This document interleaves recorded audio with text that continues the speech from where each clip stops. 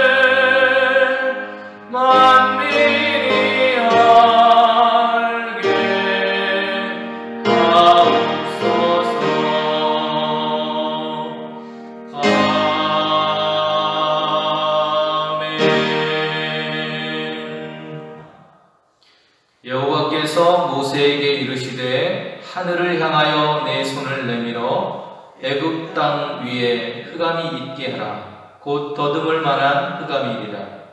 모세가 하늘을 향하여 손을 내밀매 캄캄한 흑암이 3일 동안 애굽 온 땅에 있어서 그동안은 사람들이 서로 볼 수 없으며 자기 처소에서 일어나는 자가 없으되 온 이스라엘 자손들이 거주하는 곳에는 빛이 있었더라. 바로가 모세를 불러서 이르되 너희는 가서 여호와를 섬기되 너희의 양과 소는 머물러 두고 너희 어린 것들은 너희와 함께 갈지니라. 모세가 이르되 왕이라도 우리 하나님 여호와께 드릴 제사와 번제물을 우리에게 주어야 하겠고 우리의 가축도 우리와 함께 가고 한 마리도 남길 수 없으니 이는 우리가 그 중에서 가져다가 우리 하나님 여호와를 섬길 것임이며 또 우리가 거기에 이르기까지는 어떤 것으로 여호와를 섬길는지 알지 못함이니이다 하니 여호와께서 바로의 마음을 완악하게 하셨으므로 그들 보내기를 기뻐하지 아니하고 바로가 모세에게 이르되 너는 나를 떠나가고 스스로 삼가 다시 내 얼굴을 보지 말라. 내가 내 얼굴을 보는 날에는 죽으리라. 모세가 이르되 당신이 말씀하신 대로 내가 다시는 당신의 얼굴을 보지 아니하리이다. 아멘.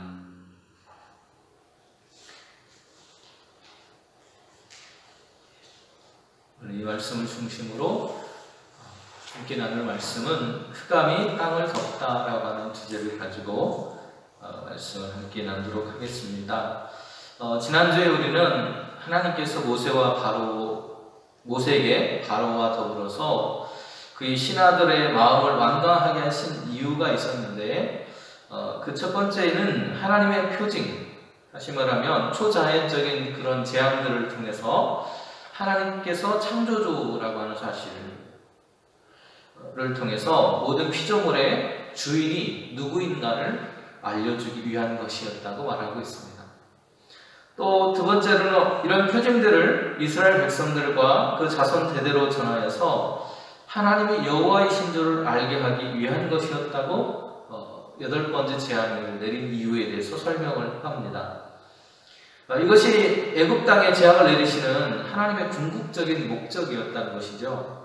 매일의 우리 일상 속에서 우리를 창조하신 하나님을 알아가면서 그 하나님을 우리의 자손들에게 증거하면서 살아가는 그런 말씀, 그렇게 살아가자고 하는 말씀을 우리가 지난주에 함께 나누었습니다.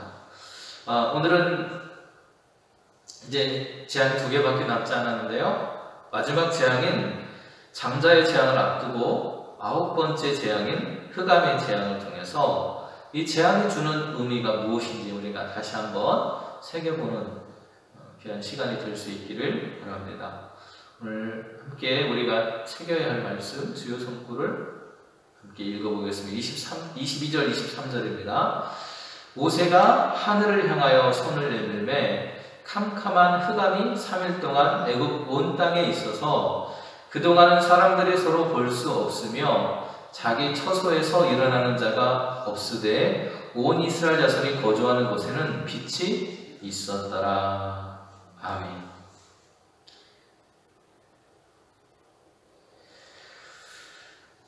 오늘은 흑암 재앙, 호시크라고 하는 흑암이라고 하는 재앙에 대한 이야기를 하려고 합니다. 흑암은 어두움이라고 할 수 있어요. 어두움입니다. 어두움. 이 흑암 재앙은 바로에게 아무런 재앙도 아무런 경고도 없이 모세에게 곧바로 시행하라고 하는 그런 재앙이었습니다. 제가 지난번에 한 말씀 드렸는데 첫 번째, 두 번째 재앙은 알려주고 그리고 세 번째 재앙에서는 이미 알려졌기 때문에 알려주지 않고 곧바로 재앙을 내린다고 말씀을 드렸죠. 그리고 네 번째, 다섯 번째도 마찬가지였고 알려주었고 여섯 번째는 그냥 시행을 했습니다. 그리고 일곱 번째, 여덟 번째도 그렇게 했고 아홉 번째 재앙이기 때문에 역시 알려주지 않고 재앙이 이제 무작위로 이렇게 내리는 그런 모습을 볼 수가 있어요. 그래서 경고하지 않고 하나님께서 이미 다 앞에서 경고했기 때문에 그런 재앙들을 내리고 있다는 것을 지난번에 한 말씀을 드렸는데요. 지금까지 바로가 백성을 내보내겠다고 약속을 여러 번 했었죠. 약속을 여러 번 했는데 약속을 했음에도 불구하고 거듭거듭해서 약속을 어깁니다. 그리고 또 바로 앞에 메뚜기 재앙을 거두어 주었더니 또 약속을 배반했다는 이야기가 나오고 있죠. 이제 아무런 경고도 없이 재앙을 내리십니다. 오늘 우리가 이 말씀을 보면 우리가 회개한다고 가끔 이야기하죠. 우리가 하나님 앞에 회개합니다 얘기하는데 그 회개라고 하는 것이 무엇이라는 겁니다. 회개한 뒤에 우리의 행실, 우리의 마음이 고쳐지지 않는다면 우리가 계속해서 죄를 지게 될 것이고, 그렇게 거듭되는 죄를 지으면 하나님께 우리가 받아야 될 재앙의 무게가 더욱더 커지고 더 무서워질 수밖에 없다라고 하는 것, 그것을 오늘 본문은 이야기해주고 있다는 것이죠.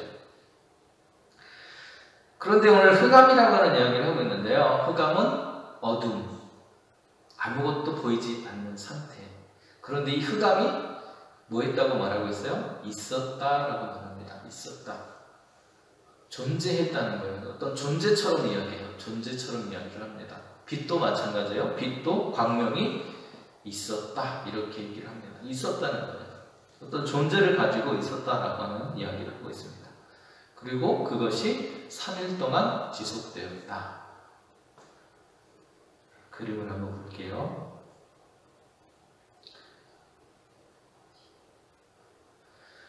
흑암이라고 하는 그런 재앙, 호셰크라고 하는 그런 재앙이 내렸다고 말했습니다. 그런데 이 흑암이라고 하는 것이 뭐냐라고 하는 겁니다. 흑암 재앙이 뭘까? 흑암 재앙은 어둠이에요. 어둠인데 단순한 어둠이 아닙니다. 여러분, 우리가 어두워지면 어떻게 하면 되죠? 불을 켜면 됩니다. 불을 켜면 보이잖아요. 그죠? 그런데 여기서 말하고 있는 흑암 재앙은 단순히 불을 켜면 빛이 없는 그런 상태가 되는 흑암이 아니에요. 어둠이 아니에요. 빛이 없는 상태에서는 불을 밝히면 흑암이 없어집니다. 밤이 지나고 우리가 태양이 떠오르면 이렇게 밝아지잖아요. 그런데 이 흑암이라고 표현된 이 어둠은 단순한 빛이 사라진 상태를 말하는 것이 아니라는 겁니다. 앞에서 말한 것처럼 마치 실체를 가지고 있는 어떤 존재처럼 어둠이 있었다, 흑암이 있었다 이렇게 표현하고 있어요. 이때 말하는 흑암은 불을 켠다고 해서 도움이 되어지는, 밝아지는 그런 어둠이 아니라는 겁니다. 사람들로 하여금 더듬을 수밖에 없도록 만들어지는 흑암이라면 불을 켜도 변화가 없을 거라는 거예요. 불을 켜도 변화가 없는 상태에 그냥 어둠을 일상적인 불을 켜면 사라지는 일상적인 어둠이 아니라는 거죠. 빛이 없는 상태의 어둠이 아니라는 거예요. 애굽 사람들은 사람을 알아볼 수도 없었고 일어나는 사람도 없을 정도의 어둠이었다는 겁니다. 그 당시에 사람들도 불을 켜봤겠죠, 그죠? 불을 켜봤을 텐데 그런 모든 것들이 소용없는 상태였다는 것입니다. 그래서 그들의 모든 삶이 제한되고 멈추어버린 상태. 이 재앙을 통해서 모든 것이 정지된 상태. 그것을 다른 말로 해보면 죽음과 같은 상태였다는 것을 말합니다. 그들은 기본적인 식생활도 할 수 없었어요. 그런 삶이 3일이나 지속됐다고 말하고 있습니다. 흑암 재앙이 정말 무서운 까닭은 이 흑암 재앙이 마치 태초의 모습처럼 세상을 변화시켜버렸어요. 태초의 모습은 어떻습니까? 어둠만이 존재하죠. 어둠이 존재합니다. 어둠만이 존재하는 태초의 그런 모습처럼 하나님께서 창조되어진 모든 것들이 창조 이전의 상태로 바뀌어진 것처럼 변해버렸다는 거예요. 그래서 창세기 1장에 나오는 땅이 혼돈하고 공허하며 흑암이 깊음 위에 있었다라고 불렸던 바로 그 상태로 돌아간 모습을 가리킵니다. 창조 이전으로 돌아갔다는 건 뭐예요? 기존에 있던 모든 것들이 완전히 파괴되었다는 것을 말합니다. 완전한 파멸을 말해요. 하나님은 질서의 하나님이십니다. 질서 있게 모든 것들을 배치하고 창조하셨는데 하나님의 질서의 하나님이 천지를 창조하실 때 제일 먼저 했던 게 뭐였습니까? 빛을 창조하셨죠. 그런데 애굽에 내린 흑암의 재앙은 창조를 역행해서 빛이 사라진 혼돈의 상태, 모든 것들이 혼돈하고 어두운 그런 상태로 변해버렸습니다. 그래서 성경은 어둠을 뜻하는 일반적인 밤이라고 표현한 것이 아니라 원시적인 상태, 가장 초기의 상태, 창조 이전의 상태로 돌아가 버린 어두움, 흑암이라고 이렇게 표현하고 있어요. 그래서 모든 것들이 정지되고 죽은 것처럼 되어진 상태가 되었다라고 말하고 있습니다. 그래서 모든 삶이 제한될 수밖에 없는 하나님의 정말 철저한 심판이 임하는 상태가 3일 동안이나 지속되었기 때문에 그들에게 있어서 굉장히 큰 제한이라고 하는 것을 알 수 있어요.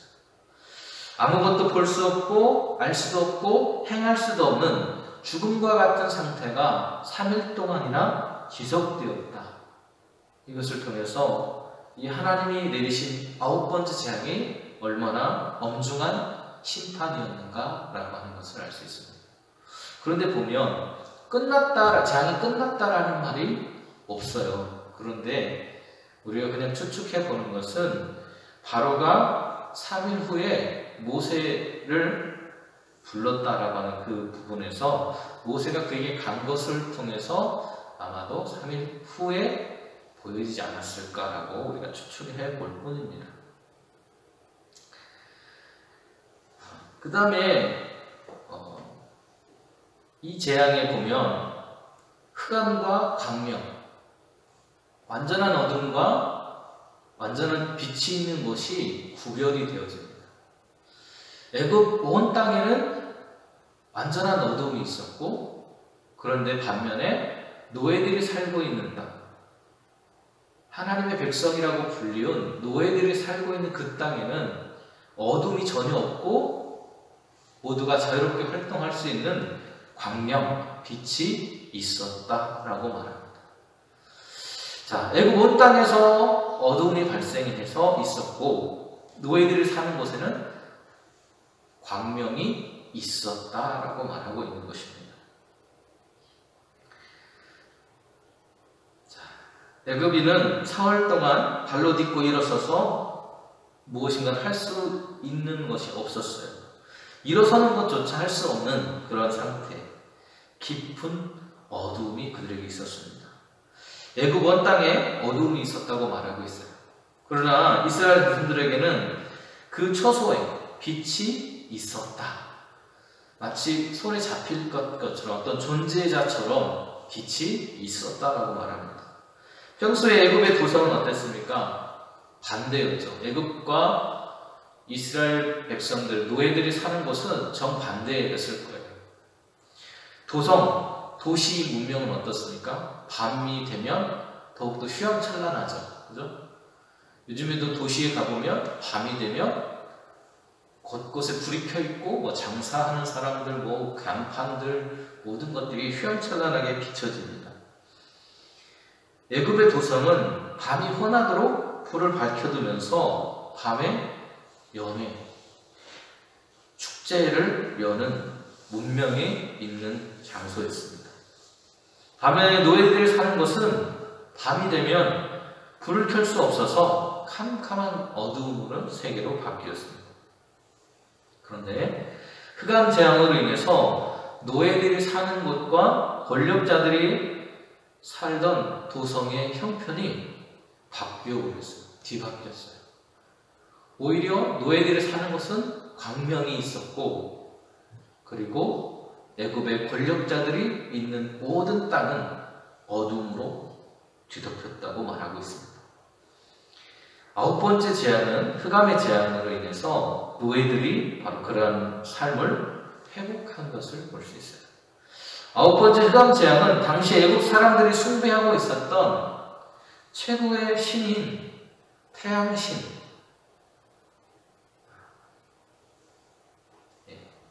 태양신을 라라고도 부르고 레라고도 부릅니다.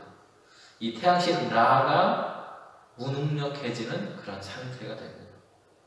이 머리에 이고 있는 요것이 태양이에요, 태양. 그리고 여기에 코브라가 달려있는데요. 코브라가 지키고 있는 거예요. 그래서 애굽의 그런 바로나 이런 사람들이 어려움을 당하면, 그리고 그거에 저항을 하면 이 코브라가 공격을 한다고 합니다. 어찌되었건 태양신이 무력화된 거예요. 당시 애굽 사람들이 섬기고 있었던 최고의 신, 창조자라는 뜻을 가지고 있는 라, 이 라가 그 빛을 잃어버린 겁니다. 바로는 자신을 태양신의 아들이라고 불렀어요. 바로라는 말은 태양신의 아들이라는 뜻이에요. 여러 나라의 그런 신화에서 태양을 대자연계의 그런 주제자로, 가장 큰 신으로 인간의 행복과 불행을 주관하는 최고의 신으로 그렇게 나타납니다. 태양 숭배의 사상은 하늘의 제사하는 풍습을 가지고 있었습니다. 특별히 농경 사회를 가지고 있었던 이집트, 애굽이라고 하는 이집트 역시도 마찬가지였습니다. 그래서 이집트의 궁중에서도 매일 아침이면 솟아오르는 태양을 향해서 북을 치고 노래를 부르고 경배하는 제사를 드렸습니다. 하나님은 흑암 재앙을 통해서 바로에게 생명의 근원은 라가 주는 것이 아니라고 하는 것을 분명하게 교훈하고 있는 것입니다. 하나님은 흑암 재앙을 통해서 진정한 그들이 섬겨야 될 대상, 그것은 태양이 아니라 여호와 하나님이라고 하는 사실을 깨닫게 해주고 계신 겁니다. 계속해서 하나님이 말씀하시죠. 내가 누구인지 알게 해주겠다. 여호와가 누구인지 알게 하는 것이다. 그것이 목적이라고 말씀합니다. 그들이 진정으로 섬겨야 될 참 빛의 주관자는 라가 아니라 야훼 하나님이라고 하는, 그래서 그분은 히브리 노예들과 같은 연약한 자들을 해방해주고 돌봐주시는 하나님이라고 하는 그 말씀을 하고 있어요. 그것이 광명이 노예들이 살고 있던 그곳에 있었다라고 하는 말씀 속에 담겨 있는 것입니다. 절망과 멈춤, 죽음이 아니라 소망과 활동한 생명의 역사가 노예들이 살고 있는 그곳에 광명으로 빛으로 비치고 있었다는 것입니다. 하나님의 돌보시는 백성들에게 그러한 역사가 나타났고, 오늘 우리에게도 하나님은 그러한 빛으로 생명으로 소망으로 함께하고 계시다는 사실을 우리는 기억하며 살아가야 할 것입니다. 하나님은 재앙을 내리시는데요, 사흘간의 그런 흑암 재앙을 바로에게 내립니다. 그런데 견디지를 못해요. 자신이 섬기던 태양신인 그 라가 흑암 앞에서 아무 소용이 없게 되었을 때 바로는 모세에게 협상안을 내놓게 됩니다. 처음에는 그 대상이 어떻게 됐어요? 장년만 나가라, 장년만. 그런데 이제는 너희의 자녀들, 어린아이들도 데려가도 된다고 말합니다. 그런데 그렇게 데려간다고 말하면서도 바로 왕이 포기하지 못하는 것이 있었는데 가축을 포기하지 못했어요. 자, 바로의 변화를 보겠습니다. 바로의 변화는 처음에는 장정만대 완고한 그런 모습을 보이다가 이제 9번째 재앙에 오니까 그래, 알았어. 이제 어린아이들까지 다 데리고 가라 라고 말합니다. 그런데 바로 왕이 변화가 되면서도 변화되지 않는 것이 있었어요. 그게 뭡니까? 포기하지 못하는 것이 있었는데 양과 소, 가축을 데려가지 못하게 합니다. 가축은 그냥 두고 식구들만 데리고 가라고 조건을 달죠. 많은 발전이 있었어요. 장정 아무것도 안 된다고 하다가 장정만 데려가라고 하다가, 그리고 이제는 어린아이들도 된다고 했다가 하는 그런 과정들, 하나님께서 바로하고 협상하신 게 아니라 하나님의 그런 이끄심을 통해서, 재앙을 통해서 점점 그의 마음이 변하게 되고 바뀌어서 하나님의 뜻을 따라서 그를 이끌어 가시는 하나님의 모습을 바라볼 수 있습니다. 하나님은 바로왕과 타협하는 하나님이 아니라 바로왕이 완전히 항복할 때까지 그를 다루어 가시는 그 모습을 보여주고 있어요. 바로가 양과 소를 두고 가려고 한 것은 재앙이 있었죠. 그죠? 우박이 있었고 메뚜기가 있었고 그래서 먹을 것들이 사라져갑니다. 그죠? 처음에는 뭐가 있었어요? 피재앙을 통해서 물고기들이 다 죽었죠. 그 다음에 개구리 이런 것들, 이런 재앙들, 그 다음에 그런 재앙들로 인해서 계속된 그런 재앙들로 인해서 그들이 먹을 것이 사라져가는 모습을 발견합니다. 음식이 자꾸만 고갈되어 가는 거예요. 마지막으로 식량으로 사용할 수 있는 게 뭐였냐면 가축이었어요. 가축. 그들이 마지막 소망을 걸 수 있는 가축. 그런데 지난번 우박재앙 때 어떻게 됐어요? 악재라고 우박재앙 이런 것들이 내릴 때 밖에 놔두었다가 자기들이 가지고 있던 가축들이 죽게 됐죠. 그들이 먹을 수 있는 거라고는 노예들이 가지고 있는 그곳의 가축들입니다. 그래서 바로는 어쩌면 어쩔 수 없이 그들이 가지고 있는 것을 자기의 소유로 삼고자 했던 것 같아요. 가축이나마 건져볼 요량으로 모세와 타협을 해보지만 모세는 어떤 가축으로 하나님께 내가 제사 드릴 수 어떤 것이 하나님의 제물이 될지 알 수가 없어서 가축들을 두고 갈 수 없다고 말하고 있습니다.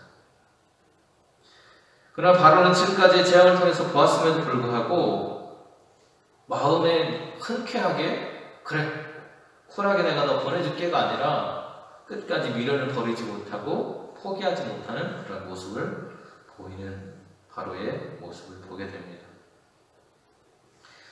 마음이 강팍해져서 하나님이 분부하신 것을 이행하니 싫어져 버린 바로의 모습을 봅니다. 또한 바로는 모세에게 협박하죠. 협박을 합니다. 야, 다시는 내 얼굴 볼 생각하지 마라. 너 한 번만 내 얼굴 다시 보게 되면 그때는 네가 죽는 날이라고 말합니다. 28절에 그렇게 말하고 있어요.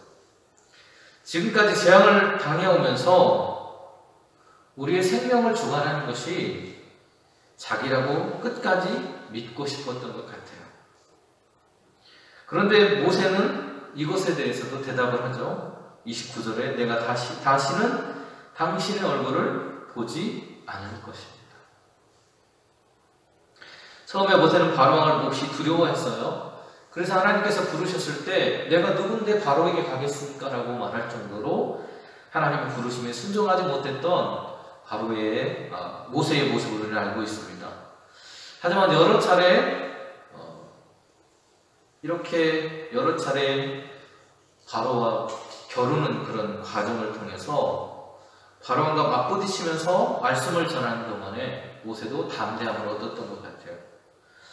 그는 하나님의 종으로서 이제 하나님의 대리자로서 담대한 마음을 가져서 세상의 악한 권력에 대항할 수 있는 마음을 갖게 된 모세의 모습을 발견하게 됩니다.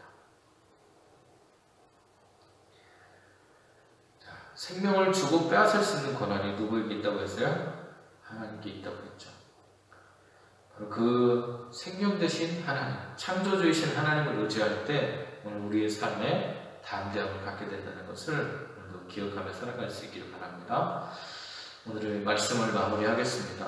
우리는 8가지 재앙을 보았고 그리고 그 8가지 재앙과는 어쩌면 근본적으로 구분이 되는 9번째 흑암 재앙에 대해서 우리 함께 말씀을 나누는데요. 이 흑암 재앙은 인간의 상식이나 지식, 지혜를 비웃으시는 하나님의 준엄한 심판이라고 하는 것을 알 수 있습니다. 이것은 이집트의 그런 신들이 세상을 주관하는 자가 아니라 참 하나님은 야훼 하나님, 그의 백성들을 해방하시고 돌보시는 바로 그 하나님, 그들을 기억하시고 그들과 함께 하시는 그 하나님이 진정한 하나님이라고 하는, 참 하나님이라고 하는 것을 가르쳐주는 그런 재앙이라고 말할 수 있습니다. 오늘 우리의 삶에서도 우리의 참 하나님이 누구이신가? 우리는 어떤 하나님을 바라보고 살아가야 할 것인가를 우리가 결정해야 할 것입니다. 그 하나님을 섬기는 일에 모세가 담대함을 가지고 하나님을 바라보며 섬겼던 것처럼 저와 여러분도 담대함 속에 하나님을 섬겨가는 복된 삶이 되시기를 주님의 이름으로 축원드립니다. 기도하겠습니다. 은혜로우신 주님, 오늘도 우리의 걸음을 인도해 주셔서 주의 말씀을 듣게 하셨습니다. 우리의 참 주인, 우리의 인생을 이끌어 가시는 분, 또 우리의 생사여탈, 우리를 살리고 죽이는 모든 권한이 하나님의 주권 안에 있음을 기억하며 살아가는 저희들이 될 수 있도록 인도하여 주시옵소서. 이성 예수님의 이름으로 기도드립니다. 아멘.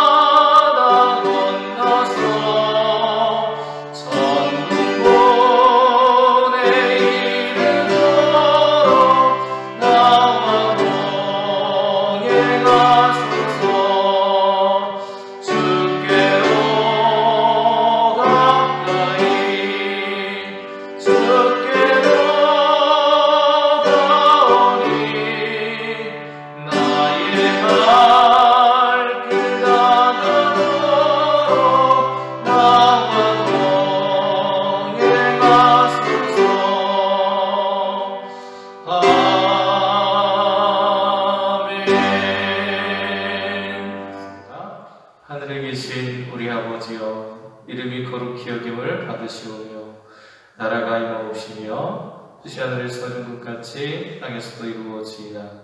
오늘날 우리에게 일용할 양식을 주시옵고 우리가 우리에게 죄 지은 자를 사하여 준 것 같이 우리 죄를 사하여 주시옵고 우리를 시험에 하지 마시옵고 다만 악에서 구하시옵소서.